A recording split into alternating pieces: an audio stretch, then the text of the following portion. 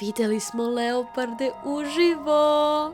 Glavni cilj ljudi koji dođu u Yala nacionalni park na Šri Lanki jeste da vide leoparde. Kako nam je naš vodič rekao, u delu koji smo mi posjećivali ima ih svega 20-ak, a on, iako vodi ture 7 dana u nedelji, svega uspe da ih vidi jedno 2-3 puta. Iz tog razloga, najiskrenije, nismo gajili nešto previše nade da ćemo ih vidjeti, ali u cik zore, tek kada smo ušli u park, ja mislim da nije prošlo ni 10 minuta, eto jednog. I kada vam dan krene ovako pozitivno, vi mislite ne može bolje. E pa može.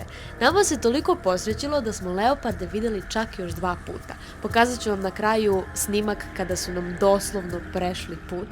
Bili smo im tako blizu i ja ne mogu da opišem svoju zahvalnost na ovoj prilici da doživim ovo uživo.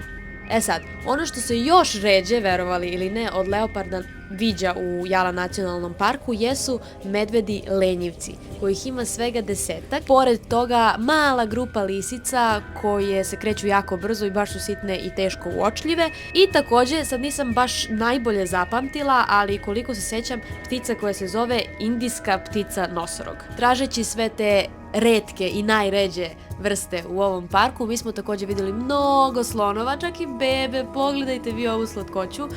Vidjeli smo mnogo divljih bivola, vodenih bivola, srne i srndaće, vidjeli smo divlje patke, naravno majmune, divlje zečeve koji su najvjerovatnije preživjeli neku strahotu, pogledajte, orlove, a ovo je plavorepi pčelar, ptica koja jede pčele. Sa druge strane ovdje možete također vidjeti i jednog pauna koji se udvara paunici. Uživajući tako u zaista nesvakidašnjim prizorima, još jednom naišli smo na leoparde. I ne, to nije bio posljednji put. Kažem vam, imali smo previše sreće tog dana. Čini mi se da sam i sada pod utiskom svega ovoga i činjenice da smo zapravo na kraju vidjeli i lenjivce, tačnije mamu i bebu. Nisam sigurna koliko dobro možete da vidite bebu, ali tu je.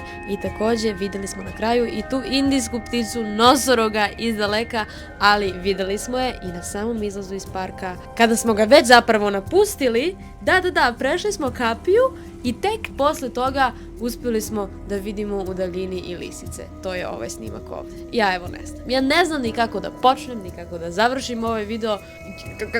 Da nisam snimila sve ovo, bila bi prosto grehota jer je i meni samoj teško da poverujem da su se moje oči nagledale ovolike lepote u samo jednom danu. Yala nacionalni park, ocena 10.